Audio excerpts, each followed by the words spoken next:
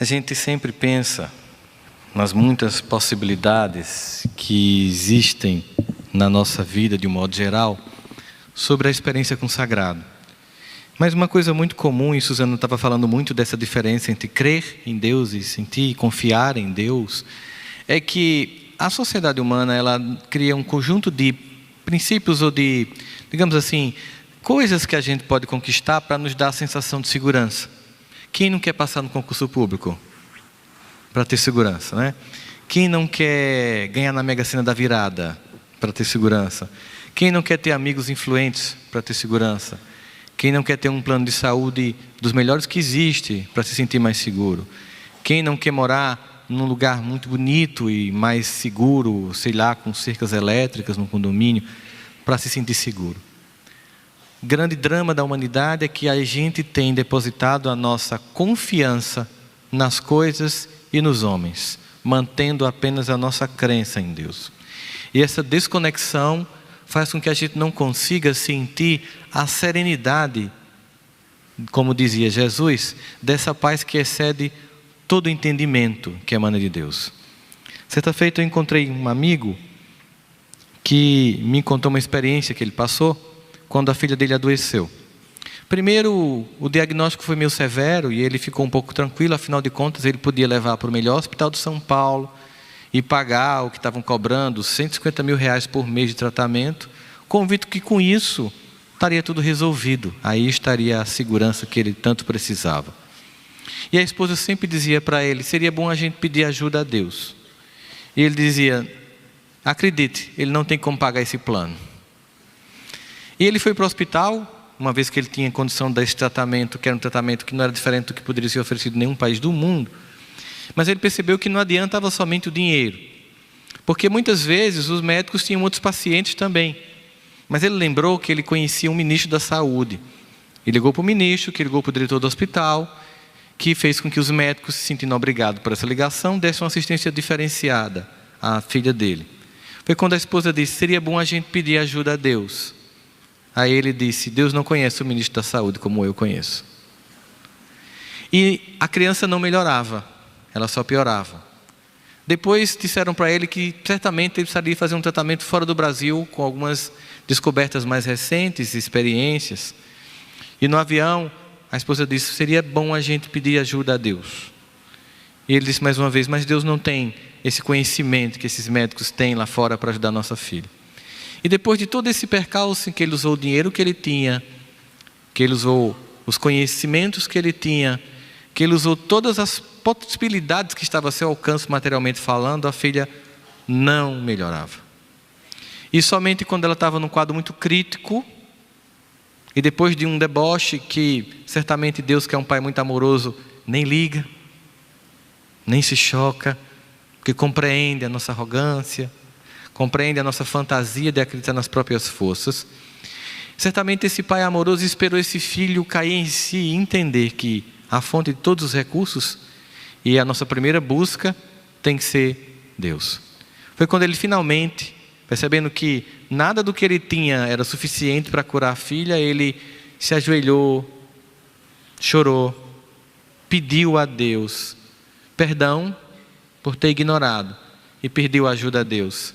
E ainda disse, sei que por causa da minha atitude arrogante e petulante, eu nem mereço, mas por ela, pela inocência dela, eu te peço que cure minha filha.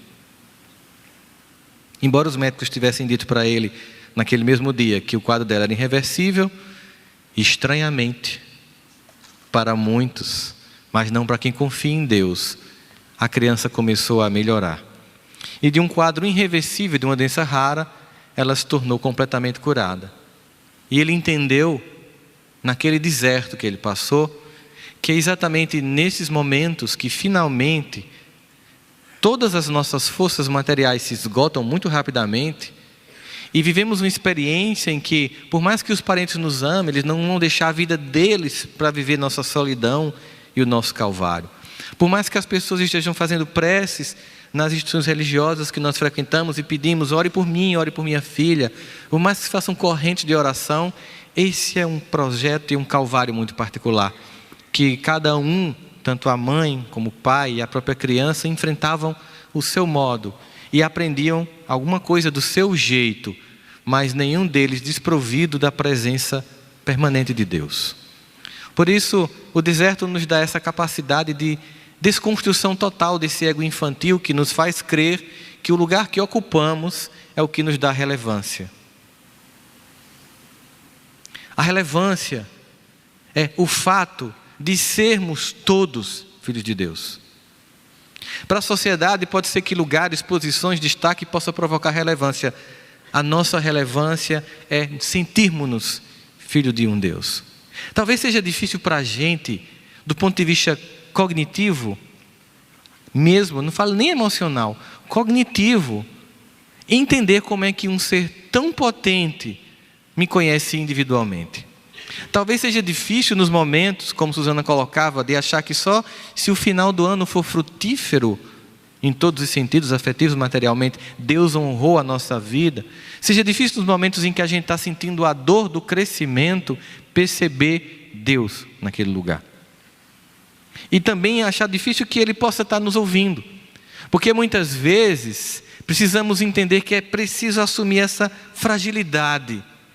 Essa fragilidade ela é importante porque ela meio que nos diz um pouco sobre como desenvolver com Deus um relacionamento. Porque para que a gente possa sentir Deus, é preciso se relacionar com Ele. E relacionamento requer intimidade. E na intimidade, a gente conhece o indivíduo como ele é. A gente, quando vive uma relação duradoura, a gente vai descobrindo na relação duradoura que aqueles defeitos que no início eram tão chatos de conviver com o outro, é exatamente a característica tão benfazeja que vai acrescentar em mim aquilo que eu não tenho. Aquela pessoa que na família me é capaz de dizer que eu erro e critica e que mostra, é a que não me deixa dormir na ilusão de que estou pronto. Aquela pessoa que na instituição espírita me instiga a paciência, é a que mostra para mim que aquilo que eu pedi, como disse Suzana, ser paciente como Chico Xavier, vai implicar receber nos grupos de estudo um monte de gente que quer dar palestra em vez de fazer o estudo. É descobrir que em todos os lugares a gente tem pessoas que têm dificuldades de convívio e que a gente tem que ir aparando as nossas arestas, mas ao mesmo tempo a gente fica se perguntando, mas Deus escuta a minha dor quando eu estou só? Eu percebo que quando a gente passa Vocês já passaram o WhatsApp para Deus? Você sabe que o WhatsApp tem aquele recurso de visualização. Se ficou azulzinho, a pessoa já leu. Tem gente que é tão carente que se ficar azulzinho e você não responder logo, ela bota uma carinha do tipo pensando, por que não respondeu logo? E alguns de nós até tiram o azulzinho para evitar esse estresse, essa tensão. Mas Deus, Ele resolveu que Ele não tira o azulzinho. E a gente manda lá um texto, um pedido. Às vezes está tão mal que manda um áudio. Não consegue nem digitar. E é impressionante, é imediatamente visualizado. E a gente começa a encher o coração de esperança quando começa o anúncio. Deus está digitando. E começa a demorar tanto que a gente pensa que Ele é como aquelas pessoas mais idosas que digitam assim. E esse kairos, esse tempo da digitação, é a resposta que ainda não estamos prontos para escutar. Porque crianças espirituais só querem escutar, pode continuar no parque, pode continuar no telefone, pode continuar vendo série. Crianças espirituais não querem escutar, chega filho, é hora de acordar.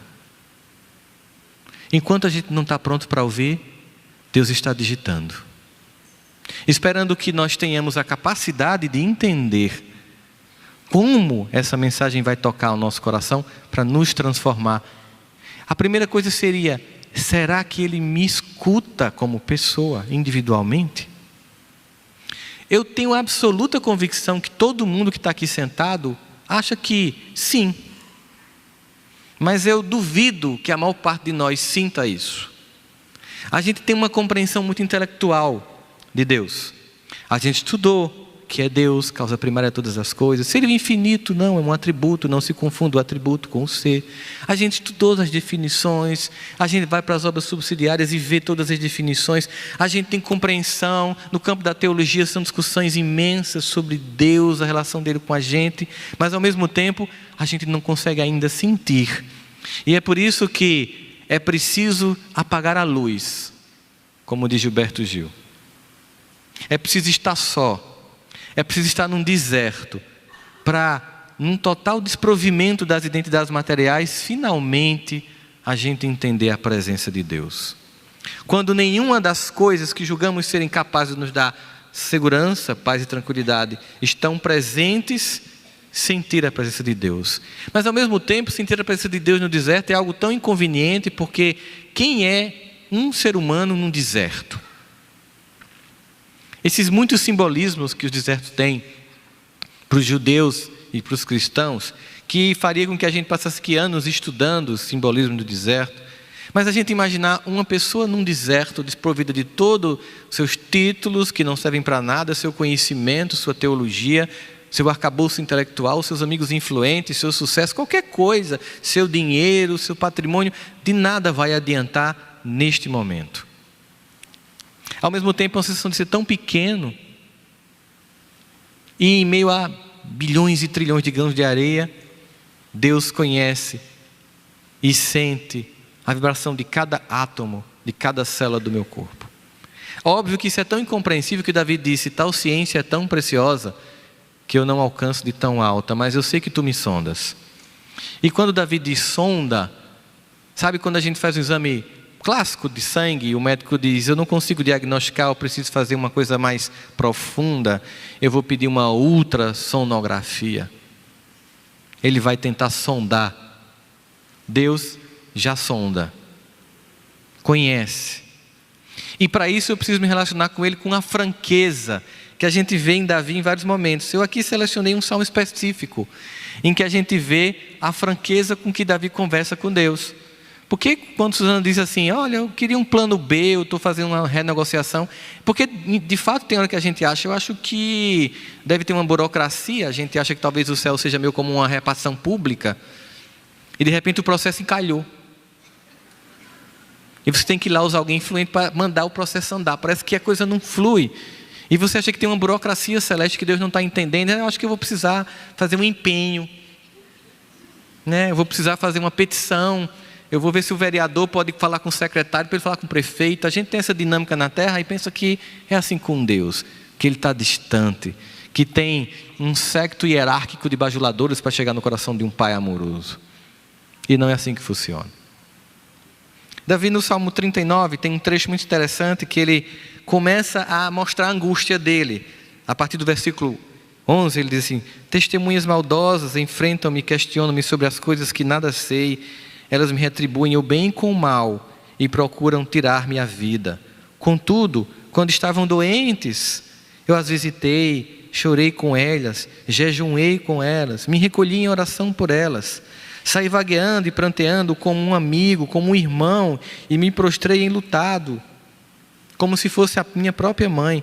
Mas quando tropecei, eles se reuniram alegres, sem que eu soubesse, ajuntaram-se para me atacar. Eles me agrediram sem cessar, como os ímpios, caçoando do refúgio, rosnaram contra mim. Aí no versículo 17 ele diz: Senhor, até quando tu ficarás olhando?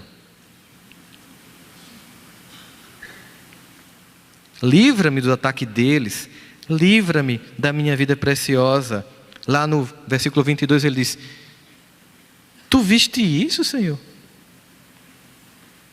Não ficas calado, não te afastes de mim, acorda, desperta, faz justiça. Você percebe que ele, é interessante que Davi, como Asaf também, né? Quando diz assim: não quero dormir porque eu vejo a prosperidade dos ímpios e eu que sirvo a Deus não vejo. É como se disse assim, ó, tem hora que sim, eu com minha humanidade pergunto: e aí, não está vendo não? O que está acontecendo? O problema não é o que Deus não está vendo, é o que eu ainda não enxerguei. É o que eu ainda não enxerguei com a dor. É o que eu ainda não percebi às vezes quando a gente fala isso, eu percebo que tem pessoas que acreditam que na doutrina espírita nós fazemos apologia ao sofrimento. Eu já ouvi gente dizer isso para mim. Os espíritas fazem apologia ao sofrimento. Vocês falam muito que tem que sofrer. Não. O sofrimento é uma das formas de evoluir que a gente, infelizmente, por inépcia ou por infantilidade, opta por ele. Como um recurso último que deixa bem claro que Deus não desiste nunca, porque nesta hora a gente acorda pela dor. Mas, na verdade, o que a doutrina espírita vai nos dizer é que a dor, ela existe, não há como ser negada, mas ela não pode ser apenas fruto de um lamento, mas de um sentimento de profundo aprendizado. E como viver essa experiência no deserto? Entender que não estamos sós. Entender que o mesmo Deus que está na minha casa, no dia que um filho nasce e se contenta com a minha alegria, está do meu lado me consolando quando o filho antes de mim vai. Entender que o mesmo Deus que fica feliz quando finalmente, depois de um imenso esforço, eu consegui o resultado dos meus sonhos, também está comigo quando num vacilo comum do ser humano eu caio e perco tudo que construí. Entender que a presença dele não está apenas na comemoração, mas também na hora do sofrimento, na hora em que as pessoas se afastam, na hora em que as pessoas não querem estar junto com você para esse resgate. Família é muito isso, né? Família é uma representação mínima de toda a potência de Deus. Apesar das dificuldades que nós temos uns com os outros, ao longo de 2019 nós vamos a maternidades, receber parentes novos que vão chegar no circuito familiar. Nós vamos a casamentos, chorar emocionado, lembrando do dia do nosso, ou para alguns lamentando que fizeram isso. Nós vamos viver muitas experiências, nós vamos para aniversários, nós vamos assistir jogos juntos, nós vamos fazer o evangelho e nós vamos chorar juntos. Separações, nós vamos chorar juntos, o luto. Nós vamos ao longo de 2019 sentir todas as alternâncias dos afetos humanos. Mas a doutrina espírita, em sua lucidez profunda, nos propõe olhar para todas as experiências como escola, como lugar de aprendizado. Porque quando eu lamento, eu não aprendo. Eu fico me perguntando, quando alguém vence a Fórmula 1, o que ele aprende? Porque geralmente quem vence a Fórmula 1 pega um champanhe, estoura e joga no que está no segundo e no terceiro lugar. É uma cena clássica. Mas quem perde a corrida tem duas opções. Ou vai para o box chutar o pneu e culpar o carro, ou vai pensar o que eu posso fazer para da próxima vez vencer. Muito gritantemente nós percebemos na vida que nós aprendemos profundamente com as derrotas. É tão preciosa essa importância das derrotas para o aprendizado que o nosso cérebro ele grava com detalhes um dia ruim. E uma pessoa normal, para cada uma crítica, precisa de 3 elogios. Pessoa normal. Descompensado, aí não tem números específicos da ciência para dizer. De modo que as experiências todas, através dessa doutrina racional, que nos propõe lançar uma luz sobre isso, sobre essa experiência, torna ela muito diferente. Meu avô, que adorava recitar Khalil Gibran para mim, tinha uma poesia que ele sempre dizia: a fé é um salto no escuro para os braços de Deus. Quem não tem fé, nem salta, nem abraça, fica no escuro. Quando eu conheci a doutrina espírita e conheci a fé raciocinada, que não é uma fé fria, que não é uma doutrina racional e não afetiva, que não é distância das emoções, que não é indiferença com a dor do outro, que é acolhimento e entendimento, eu entendi que esse poema de Khalil Gibran, que a fé é um salto no escuro para os braços de Deus e quem não tem fé nem salta nem abraça, com a doutrina racional, advinda dos espíritos, na codificação de Kardec, nós temos um holofote que é jogado nesse salto, para que ele seja feito de forma lúcida. Mas é preciso se permitir, nas experiências de dor, sentir Deus. Muitos de nós só conhecem Deus na UTI. Muitos de nós só conhecem Deus quando volta para o cartório para assinar o divórcio. Muitos de nós só conhecem Deus depois de um escândalo na vida pessoal. E isso tudo vai passar. Como no dia em que Susana correu, chorou e perguntou: onde está Deus? E no outro dia ela viu o sol nascer de novo. Tudo vai passar, essas dores todas, mas as experiências que elas nos trazem vão nos tornar mais fortes. Os estudos de resiliência hoje, juntando ao que Susana nos traz como a proposta de resignação, que Joana vai dar um realce tão belo quando fala de resignação dinâmica, ou seja, não é uma mera aceitação da condição, é uma aceitação sim da condição e ao mesmo tempo o desenvolvimento de uma dinâmica para mudar tal condição. Vamos juntar a ideia de resignação à ideia de resiliência. E resiliência não só aquilo que a gente já conhece, mas o que a ciência tem mostrado. Não é apenas voltar para o mesmo estado depois da dor. As descobertas mais recentes nos últimos 2 anos, na área da neurociência e da psicologia sobre resiliência, não é que o indivíduo resiliente é um indivíduo que depois de uma dor profunda consegue voltar para o seu estado anterior. Não, é mais que isso. É que os indivíduos resilientes, depois de uma dor profunda, voltam muito melhores do que antes. Se tornam mais capazes que antes. Por isso Paulo nos dizia: em tudo dai graça, porque esta é a vontade de Cristo Jesus para convosco. Mas Paulo, até na desgraça, eu devo dar graça? E o que é desgraça? Na visão de alguém que começa a olhar a vida através dos olhos do Cristo e não do mundo. A palavra desgraça some do nosso vocabulário. A única coisa que nós passamos a enxergar é graça não percebida e graça já percebida. Graça não percebida é o dia da dor. Graça já percebida é perceber que muitas vezes aquele dia que a gente diz: eu não vou suportar isso, nos tornou capaz de suportar algo muito mais difícil depois. A ponto de a gente dizer: se eu não tivesse passado por aquilo, eu não estaria aguentando isto. E então, em que momento a fé agora nos atinge? Pensando, como Paulo, em tudo da graça. É que se eu entendi que a dor do passado me incapacitou para enfrentar a dor do presente, esta também assim me faz para as dores do futuro.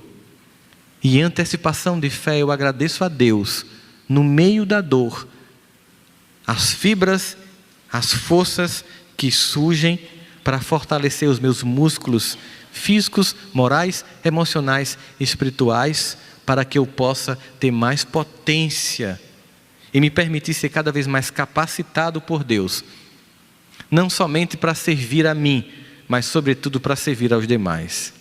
É entender que, sobretudo nesta relação, fica claro e evidente que esse relacionamento pode ser materialmente percebido, por mais que fique difícil a relação abstrata de um Deus que nós não vemos, embora esteja manifestado em todo lugar, como na música Onde Está Deus.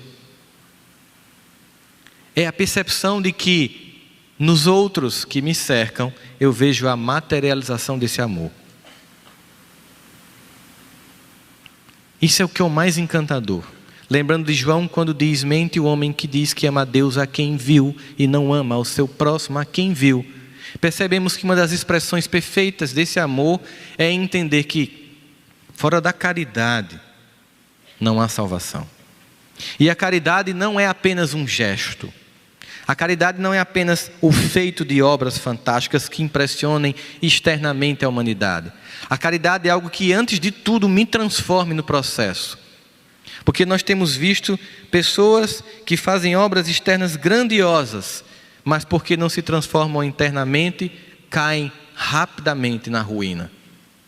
Porque acreditavam que era a manifestação externa, ou os dons ou as competências, que mostrariam a potência de Deus na vida dela.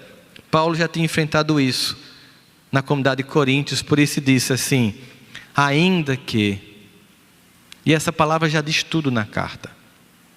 1 Coríntios 13.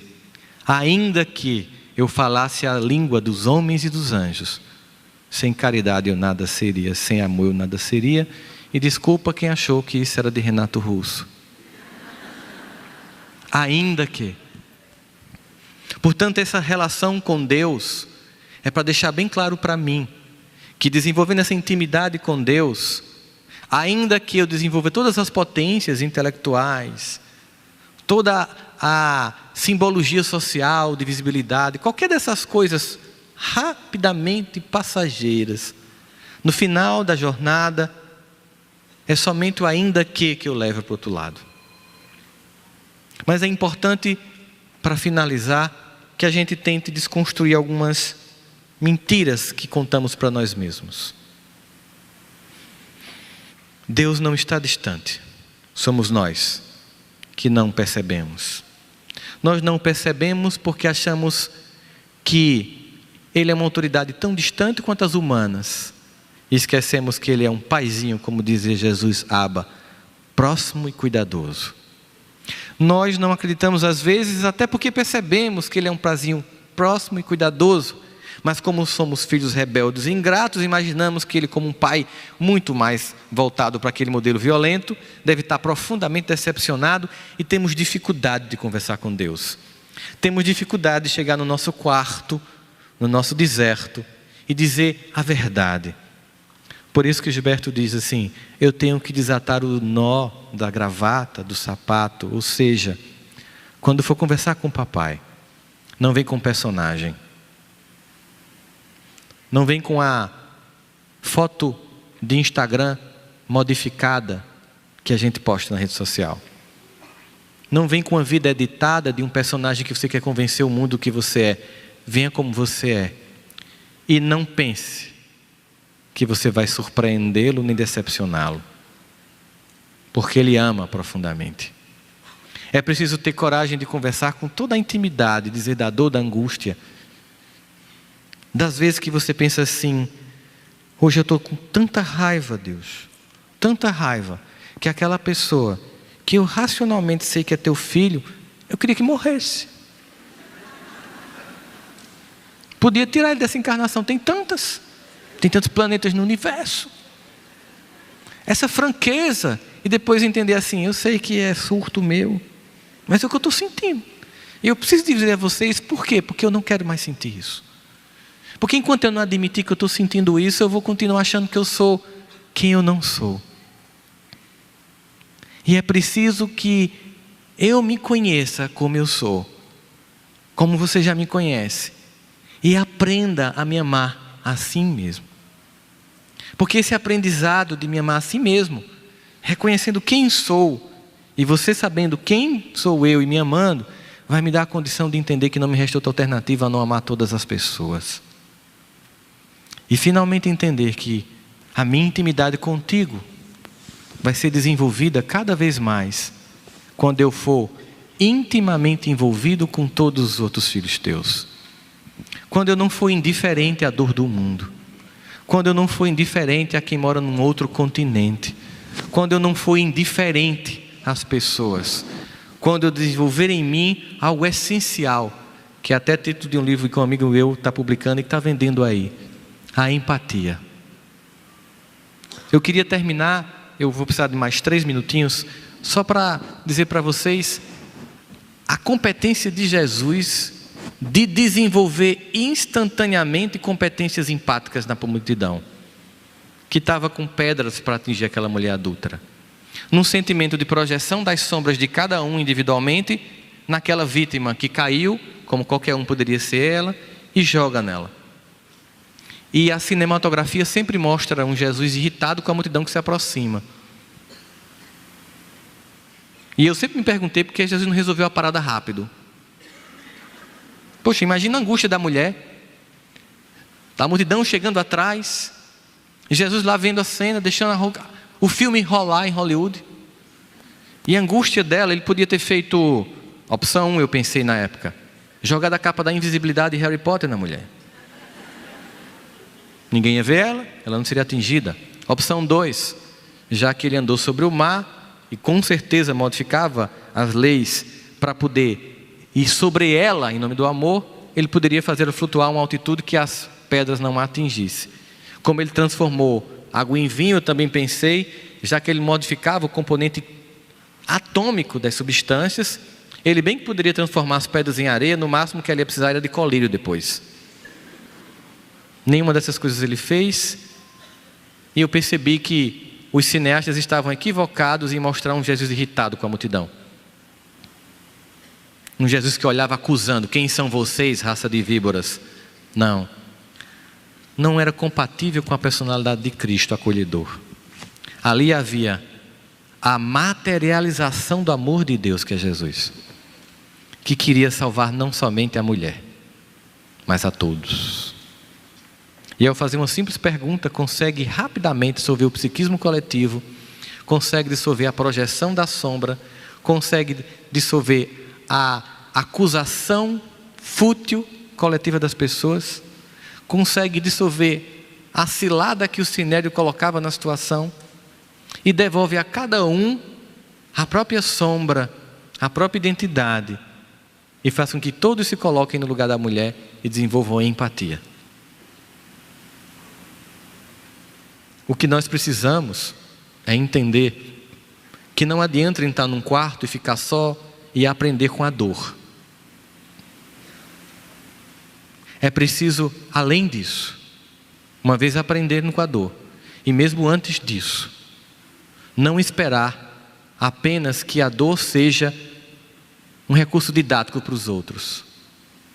Porque mais do que isso, ela é um convite para cada um de nós, para sermos, enquanto alguns sofrem, e não é o nosso dia de sofrer, sermos o que chega para ser a materialização desse amor, socorrendo, ajudando, acolhendo, sem nenhuma mágica, às vezes só num olhar, dizendo: estou aqui. Nos dias mais difíceis de nossa vida, nós lembramos de pessoas que só estiveram lá e não tinham muita coisa para dizer, porque é a dor, não tem muito o que dizer, mas só deram um abraço e ficaram lá. Isso marca.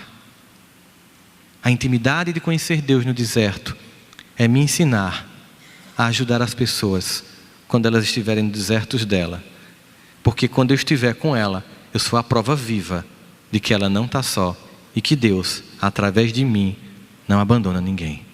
Muita paz a todos.